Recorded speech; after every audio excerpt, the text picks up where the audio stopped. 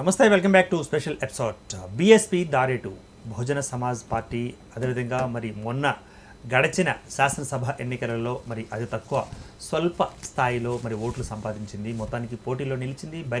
బరిలో కూడా గిరిగిచ్చి పోటీ ఇవ్వడానికి సిద్ధమైంది. అదేవిధంగా రానున్న ఎంపీ ఎలక్షన్స్లో కూడా మరి ఏ విధమైన పోటీ ఇవ్వబోతుంది, మరి బీఎస్పీ దారేటు పొత్తులతో వెళ్ళబోతుందా, ఏం జరగబోతుంది అన్నది ఇప్పుడు మనం చర్చనీయాంశంగా తీసుకున్న అంశం. ఈ యొక్క ప్రత్యేక చర్చ కార్యక్రమంలో మనతో పాటు సిద్ధంగా ఉన్నారు Telangana state vice president BSP D Dayanandarao గారు. ముందుగా మనం వారిని ఇన్వైట్ చేస్తున్నాం. దయానందరావు గారు నమస్తే. రైట్ అండి, మరి బీఎస్పీ దారేటు అంటూ మనం ఒక పతాక శీర్షికతోటి తీసుకువెళ్తున్నాం. మరి మొన్న జరిగిన ఎన్నికల నేపథ్యంలో రానున్న ఎంపీ ఎలక్షన్ల నేపథ్యంలో మరి పార్టీ దారేటు అంటారు. మా బహుజన్ సమాజ్ పార్టీ దారి మొదటి నుంచి ఒకే దారి, అదే భారత రాజ్యాంగం. భారత రాజ్యాంగంలో ఉన్నది ఉన్నట్టుగా ఈ భారతదేశంలో అమలుపరచడానికని బహన్ కుమారి మాయావతి గారి నాయకత్వంలో ఈ దేశంలో రాష్ట్రంలో ప్రతి విధి విధానాలు పని విధానాలు అన్నీ కూడా రాజ్యాంగాన్ని కాపాడడానికి మాత్రమే. దాంట్లో భాగంగా ఈ తెలంగాణ రాష్ట్రంలో మరి రాష్ట్ర అధ్యక్షుడిగా ఉన్నటువంటి పెద్దలు డాక్టర్ ఆర్ఎస్ ప్రవీణ్ కుమార్ గారు, వారు ముఖ్యంగా ఆయన 6.5 సంవత్సరాల ఉద్యోగానికి రాజీనామా చేసి ఈ తెలంగాణకి రాష్ట్ర అధ్యక్షునిగా వారిని బహన్ కుమారి మాయావతి గారు ఈ తెలంగాణలో ముఖ్యమంత్రి అభ్యర్థిగా కూడా ప్రకటించి మొన్న బరిలోకి దిగడం జరిగింది. మీరు అన్నట్టు ఓట్ల శాతం తగ్గినా గతంలో అనేక మంది బహుజన్ సమాజ్ పార్టీ నుంచి మిగతా సామాజిక వర్గానికి సంబంధించిన రెడ్లు కానివ్వండి లేదా వెల్మలు కానివ్వండి మిగతా వాళ్ళంతా కూడా రెబల్ క్యాండిడేట్స్ వచ్చి బీఎస్పీ నుంచి పోటీ చేసేవారు.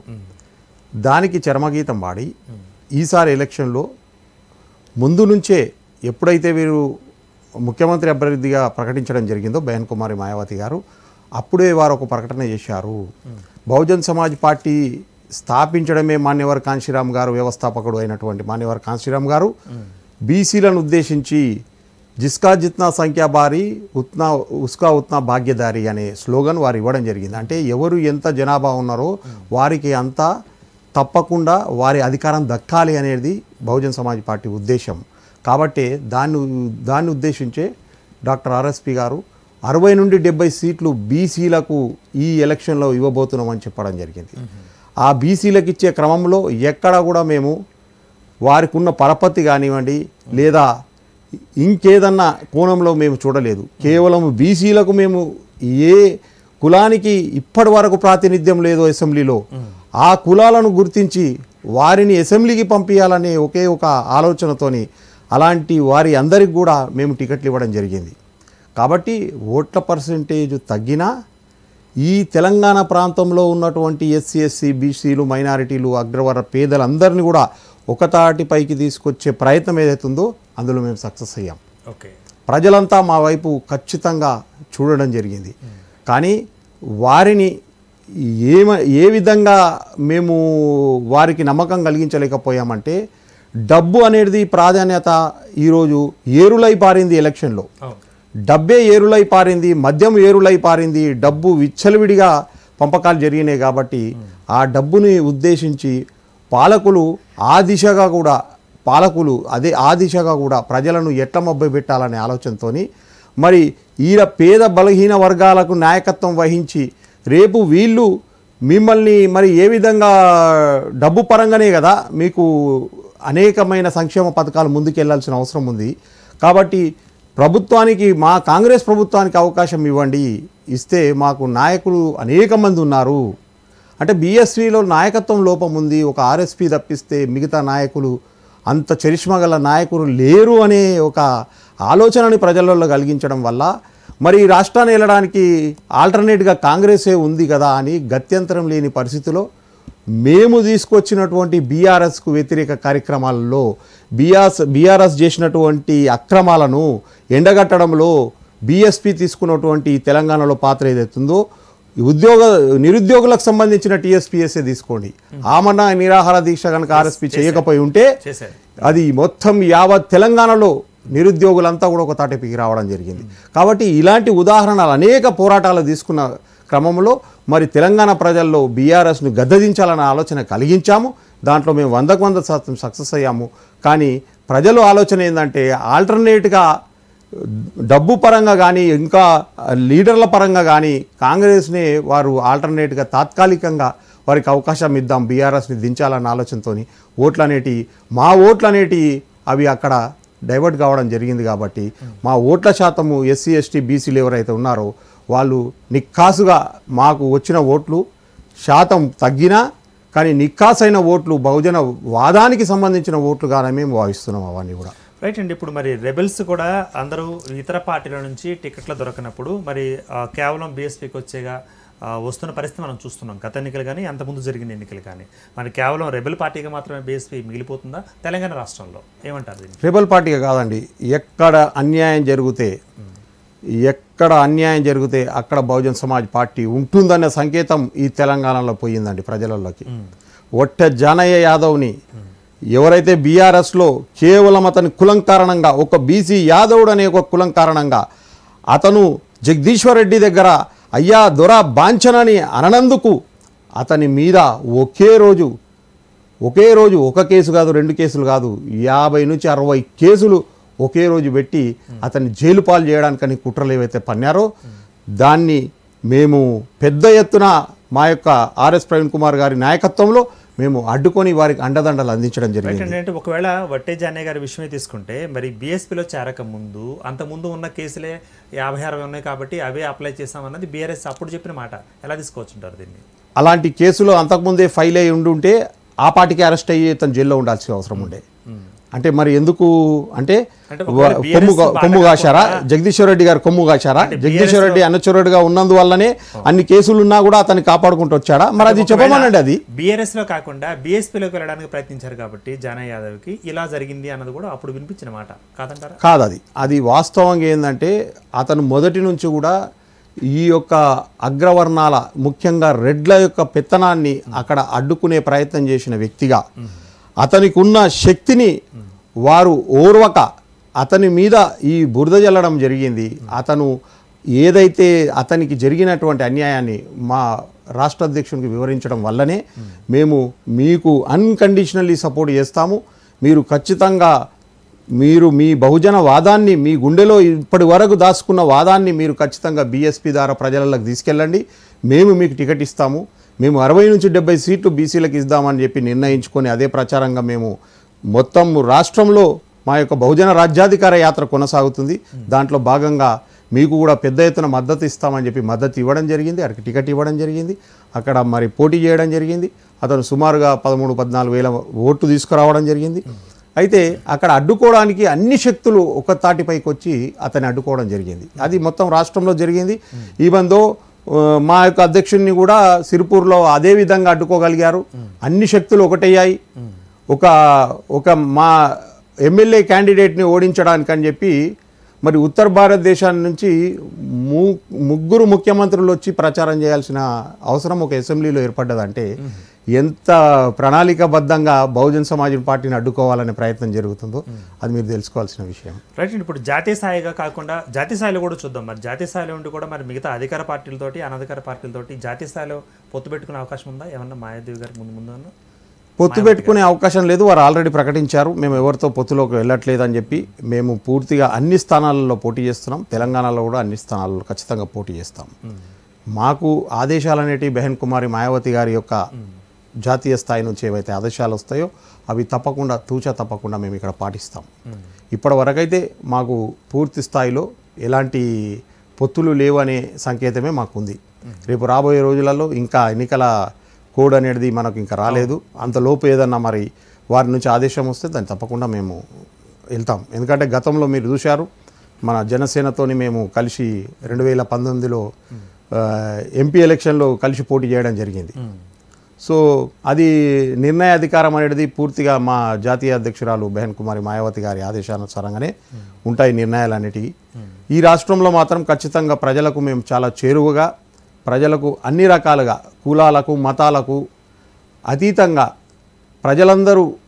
అందరికీ అన్ని ఫలాలు సమానంగా అందాలనే ఆలోచనతోనే బహుజన్ సమాజ్ పార్టీ యొక్క మేనిఫెస్టోనే రాజ్యాంగంలో ఉన్నట్టు ఫలాలన్నీ కూడా ఏదైతే పొందపరిచారో మహిళలకు కావాల్సినటువంటి సంపూర్ణ హక్కులను వారికి అందించాలని చెప్పి ఏవైతే ప్రతి ఒక్కటి పొందపరిచిన విషయాలను మేము ప్రజలకు అందించాలనే ఆలోచనతో ఉన్నాం కాబట్టి అదే దిశగా మా పని విధానం ఉంది. దేశం మొత్తంలో కూడా అదే విధానంతో ముందుకెళ్తున్నాం. రైట్. మొన్న గడిచిన శాసనసభ ఎన్నికల్లో కూడా 60 నుంచి 70% దాకా సీట్లు బీసీలకు ఇవ్వడం జరిగినట్టుగా మనకు తెలియవస్తుంది. మరి అంతమంది అంటే అన్ని శాతం ఓట్లు అంతమంది బీసీలకు ఇచ్చినా కూడా ఇంత మాత్రమే ఓటు బ్యాంక్ మిగిలింది కదా. మరి నెక్స్ట్ ఎంపీ ఎలక్షన్లో కూడా ఇదే రిపీట్ కాబోతుందా? మార్చేందుకు మీ ప్రయత్నం చేస్తున్నారు వైస్ ప్రెసిడెంట్గా? ఎస్. ఇప్పుడు మేము ఇచ్చినటువంటి అభ్యర్థులే కానివ్వండి, మా పార్టీకి సంబంధించినటువంటి అభ్యర్థులే కానివ్వండి, మేము ప్రజలలోకి వాదాన్ని తీసుకెళ్తున్నాం. వాళ్ళ హక్కులకు, వాళ్ళకు సంబంధించిన పిల్లల భవిష్యత్తుకు మేము ఎలాంటి గ్యారంటీని ఇవ్వబోతున్నాం అనేది తీసుకెళ్తున్నాం. నేను ఇంతకుముందే చెప్పాను, మద్యం కానివ్వండి, ఏరులై పారిన తీరు కానివ్వండి, డబ్బే కానివ్వండి, ఇవి చాలా ప్రజలను మభ్యపెట్టే విధంగా వారి యొక్క ఆలోచనల్ని పక్కదారి పట్టియడానికి అన్ని పార్టీలు వందలు కాదు 1000 కోట్ల రూపాయలు గుమ్మరిచ్చాయి. మా అభ్యర్థుల దగ్గర మేము ఎలాంటి డబ్బులు ఇవ్వడం కానీ, కనీసము వారికి భోజనం కూడా పెట్టియకుండా వాళ్ళే స్వచ్ఛంగా వాళ్ళంతర వారే ఈ బహుజన్ సమాజ్ పార్టీకి ఇది మన పార్టీ అని భావించి వచ్చి పనిచేసిన వాళ్ళు ఉన్నారు. వాలంటరీగా పనిచేసిన వాళ్ళు ఉన్నారు. వాలంటరీగా మాకు అనేక అండదండలు అందాయి. అలాగే ప్రజలు కూడా ఈ బహుజన్ సమాజ్ పార్టీ యొక్క ఉద్దేశాన్ని అర్థం చేసుకోవడంలో వారికి ఇంకా కొంత సమయం పట్టవచ్చు. కానీ ప్రజలు ఈరోజు అర్థం చేసుకుంటున్నారు. మీకు ఒక చిన్న ఉదాహరణ చెప్తాను చూడండి. ఇప్పుడు మనకు స్వాతంత్రం వచ్చిన తర్వాత కూడా 1947లో 15th ఆగస్టు రోజు మనకు స్వాతంత్రం వచ్చింది. వచ్చిన తర్వాత మళ్ళీ మనకు రాజ్యాంగం అమలు కావడానికి 26 జనవరి 1950 మనకు రాజ్యాంగం అనేది అమలయ్యింది. మనం రిపబ్లిక్ డే చేసుకుంటున్నాం. మరి ఈ స్వాతంత్రం వచ్చిన తర్వాత, మన దేశం మనకు వచ్చిన తర్వాత మన పాలన విధానం అనేది మరి ఏ విధంగా ఉండాలంటే, అప్పటికే 542 సంస్థానాలు అనేటివి ఈ భారతదేశంలో ఉన్నాయి. అంటే రాజుల పరిపాలన అనేది రాజుల యొక్క కుటుంబంలో నుంచే మళ్ళీ ఈ రాష్ట్రాలలో, ఈ సంస్థానాలలో పాలన అనేది కొనసాగింది 47 తర్వాత కూడా. అంటే వాళ్ళ పిల్లలే రాజులుగా, వాళ్ళు ముఖ్యమంత్రులుగా చెలమనే అవకాశం ఉండేది. రాజ్యాంగం వచ్చిన తర్వాత బ్యాలెట్ పేపర్ నుంచి, బ్యాలెట్ బాక్స్లో నుంచి మనకు ఈ రాష్ట్రానికి సంబంధించిన ప్రజానాయకుడు అంటే ప్రజల పరిపాలన అనేది రావడం జరిగింది. ఈ ప్రజల పరిపాలన అందించే ఏకైక పార్టీ బహుజన్ సమాజ్ పార్టీ. రాజ్యాంగం అనేది ఎంత ప్రాముఖ్యత గలదే అనే ఈ ప్రాముఖ్యత తెలియజేసే ఈ 26 జనవరిని మరి ఈరోజు నేషనల్ లెవెల్లో బీజేపీ ఒక పెద్ద ప్రోగ్రాం తీసుకుంటుందండి. ఇదే 26 జనవరి రోజు. మీరు ప్రతి సంవత్సరం గత కొన్ని సంవత్సరాల నుంచి ఏమని మహాఆరతి అని చెప్పి ఒక ప్రోగ్రాం తీసుకుంటుంది. ఇప్పుడు ఈ రాష్ట్రంలో కిషన్ రెడ్డి గారు వారు దానికి లీడ్ తీసుకొని నడిపిస్తున్నాడు. మరి ఈ మహాఆరతి అనేది మరి అదే 26 జనవరి రోజు అంటే ఇప్పుడు మనము మన హిందూ ధర్మ ప్రకారంగా ఆ రోజు ఏమైనా ప్రత్యేకత ఉండాలి. అంటే రథ సప్తమి లేదా ఇంకేదన్నానో లేదా ఏదన్నా వైకుంఠ ఏకాదశి అనో, అదే ఎలాంటి పండుగలు పర్వాలు అలాంటి ఏమన్నా ప్రత్యేకత ఏమైనా ఉందా? లేకుంటే మరి ఈ రాజ్యాంగం అమలై ప్రజా పరిపాలన వచ్చినందుకు గాను ఈ హారతి విధానాన్ని ఏమైనా ప్రవేశపెట్టారా అనేది మేము కన్ఫ్యూజ్లో ఉన్నాం అనమాట. అది ప్రతి సంవత్సరము 26 జనవరి రాజ్యాంగం అమలైన రోజుని ఉద్దేశించి ఈ హారతి ప్రోగ్రాము మరి మాకు ఇప్పటి వరకు మేము అంటే ఈ ప్రశ్నకు సమాధానం మీ పత్రిక ఈ ఇంటర్వ్యూ ద్వారా సమాధానం దొరుకుతుందని ఆశిస్తున్నాను నేను. ఇప్పుడు అదేవిధంగా మరి మొన్న ఎలక్షన్స్ అయిపోయిన తర్వాత కూడా మరి ఆర్ఎస్పీ గారు ఒక్కసారిగా అకస్మాత్తుగా మరి ప్రత్యక్ష రాజకీయాల నుంచి తెరమరుగు అయినట్లుగా బయట వినిపిస్తున్న విమర్శలు ఎంతవరకు నిజం అంటారు? నో, ఇంకా మా యొక్క స్పీడు సూపర్ స్పీడ్ అయింది. ఎలక్షన్ తర్వాత మేము ఎక్కడా కూడా వెనుకడుగు వేసే ప్రసక్తి లేదు. అనునిత్యం ప్రజలలో ఉంటున్నాము. మేము ప్రజలకు ఎల్లవేళలా అందుబాటులో ఉంటాం అనడానికి ఒకే ఒక ఉదాహరణ మొన్న జరిగినటువంటి చేవెళ్ళ ఘటనని తీసుకోండి, లేదా భువనగిరిలో సోషల్ హెల్పర్కు సంబంధించినటువంటి రెసిడెన్షియల్ పాఠశాలలో 2 విద్యార్థులు ఆత్మహత్య చేసుకుంటే దాని విషయంలో కూడా ఇక్కడ మాసప్ ట్యాంక్లో ఉన్నటువంటి ఆ కార్యాలయం ఎదుట మేము పెద్ద ఎత్తున నిరసన కార్యక్రమం చేసి ప్రభుత్వాన్ని నిలదీయడం జరిగింది. అలాగే ఇదే చేవెళ్ళలో జన్వాడలో ఒక చర్చి విషయంలో, ఒక మైనారిటీలకు సంబంధించినటువంటి దళితులు కట్టుకున్నటువంటి చర్చి విషయంలో ఆ గ్రామంలో ఉన్నటువంటి ఆర్ఎస్ఎస్కి సంబంధించిన వాళ్ళు, విశ్వ హిందూ పరిషత్కి సంబంధించిన వాళ్ళు మళ్ళీ కాంగ్రెస్కు సంబంధించిన వాళ్ళు, మళ్ళీ బీఆర్ఎస్కు సంబంధించిన వాళ్ళు సుమారుగా 200 నుంచి 300 మంది ఒక చర్చ్ పైన దాడి చేయడం వల్ల సుమారుగా 18 మందిని గాయపరచడం జరిగింది.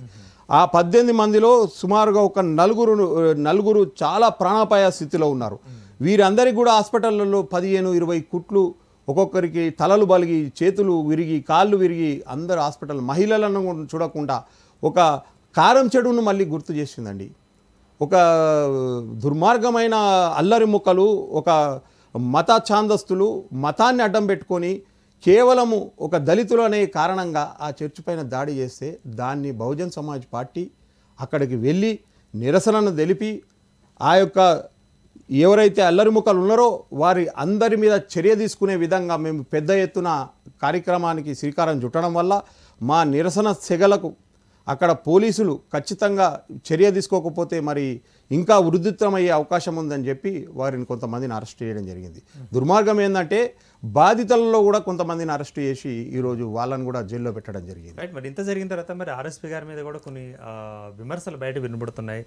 మత ప్రచారకులుగా మారారా లేకపోతే రాజకీయ నాయకుడిగా ఉన్నారా అంటూ కూడా విహెచ్పి లాంటి పార్టీలు కూడా చూస్తున్నాయి. అవును, అయితే ఇదే దుర్మార్గమైన ప్రచారం. ఎందుకంటే బహుజన్ సమాజ్ పార్టీ అనేది కులాలకు మతాలకు అతీతంగా అన్ని కులస్తులకు అన్ని మతస్థులకు అన్ని రకాల అధికారాలను హక్కులను అందించాలనే ఒకే ఒక జాతీయ స్థాయిలో ఉన్నటువంటి ఉద్దేశం ఉన్నటువంటి ఈ పార్టీ, దాంట్లో భాగంగానే ఈరోజు చూడండి ఆర్ఎస్పీ గారు ఏ కార్యక్రమం చేసినా కూడా వారి గుళ్ళో పూజ నుంచి, మరి దర్గాలో ఆశీర్వాదం నుంచి, చర్చిలో ప్రార్థన నుంచి మొదలవుతాయి. అంటే అన్ని మతాలను అన్ని విశ్వాసాలను మేము అందరికీ అన్ని రకాల సంక్షేమాలు అందించాలనే ఆలోచనతో ఉన్న ఏకైక పార్టీ బహుజన్ సమాజ్ పార్టీ. ఆ పార్టీకి ఆర్ఎస్పీ గారు రాష్ట్ర అధ్యక్షులు. వారు ఒక కులానికో ఒక మతానికో సంబంధించిన వాళ్ళు అయితే వారు బీఎస్పీలోకి వచ్చేవారు గారు. That is the main point. Right అండి. ఫైనల్గా మరి ఇప్పుడు తెలంగాణలో జరగనున్న ఎన్నికలలో మరి బీఎస్పీ దారి ఎటు? బహుజన్ సమాజ్ పార్టీ దారి మొదటి నుంచి ఒకే దారి, ముందు చెప్పినట్టుగానే ప్రజల దారే, అదే రాజ్యాంగానికి సంబంధించిన దారి. ఆ దారిలోనే ఈ రాబోయే ఎన్నికల్లో కూడా ఖచ్చితంగా ఎంపీ ఎలక్షన్లో కూడా మేము అన్ని స్థానాల్లో పోటీ చేస్తాం. మా సత్తా ఏందో మళ్ళీ ప్రజలలోకి పెద్ద ఎత్తున ఈ జరుగుతున్నటువంటి దుర్మార్గాలని ఎండగట్టడానికి ఇప్పుడున్న ప్రభుత్వం కూడా ఏ విధంగా ప్రజల మీద దృష్టి పెట్టకుండా బీఆర్ఎస్ మీద దృష్టి పెట్టి వాళ్ళు పోట్లాడుకోవడానికే సమయం కేటాయిస్తుంది. కాబట్టి అలా కాకుండా ప్రజల సంక్షేమాలను దృష్టిలో పెట్టుకొని ప్రజలకు ఏమైనా చేసే విధంగా మేము వారిని అన్ని విధాలుగా నిరసనలతోని వాళ్ళని అడ్డుకుంటూ ప్రజలకు అన్ని సంక్షేమాలు అందే విధంగా పోరాటాన్ని కొనసాగిస్తాం. రైట్ అండి. థ్యాంక్స్ ఫర్ ద పార్టిసిపేషన్ అండి. Thank you very much Dayananda గారు. రైట్, డి దయానంద గారు, వీరు తెలంగాణ స్టేట్ వైస్ ప్రెసిడెంట్గా ఉన్నారు బీఎస్పీకి. మరి అదేవిధంగా రానున్న కాలంలో రానున్న ఎంపీ ఎలక్షన్స్లో కూడా అన్ని నియోజకవర్గాల్లో మేము పోటీ చేసేందుకు సిద్ధంగా ఉన్నాం. అదేవిధంగా అధికారంలో ఉన్నా లేకున్నా మరి ప్రభుత్వంలో ఆ యొక్క ప్రభుత్వం వారు ఎవరైతే ఉన్నారో వారిని నిరసన వ్యక్తం చేసేలాగా, ప్రజల నుంచి ఏవైతే నిరసనలు వస్తుంటాయో ఆ నిరసనలకు సమస్యలు తీర్చేలాగా మేము ముందుకు వెళ్తూ వారికి ఒక స్పేస్ ఇవ్వడం జరుగుతుంది. అదేవిధంగా మా దారి మా సపరేట్ అంటూ కూడా ఆ రూట్ రాజ్యాంగ ఫలాలను అందరికీ అందించే క్రమంలో ముందుకు వెళుతుంది బీఎస్పీ అంటూ కూడా చెప్పిన మాట. ఇది ఇవాళ స్పెషల్ ఎపిసోడ్. మరో ఎపిసోడ్ మళ్ళీ కలుద్దాం. Until then keep watching master TV, 7 నిమిషాల సంకేతం.